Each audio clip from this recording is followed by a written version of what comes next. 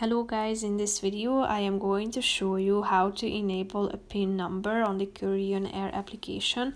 But first I just want to mention, don't forget to subscribe to my channel, because at 10,000 subscribers I am going to show you my whole YouTube revenue statistics and growth strategy, how to make money online. Now let's jump into it. First of all, open the application on your phone.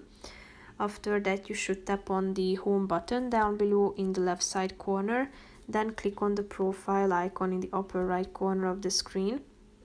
Tap on profile and click on the settings option at the top. Here you can find in the additional security verification section that the first feature is PIN. So tap on this button in the right side in order to turn it on.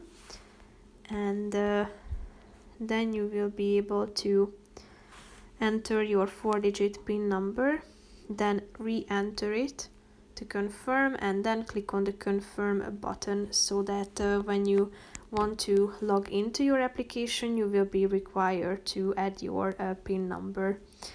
So if you would like to turn it off or disable it, just come back to this section and tap on this PIN button, and then you will be able to disable it. So that's pretty much it for this video, guys. See you in the next one. Bye bye.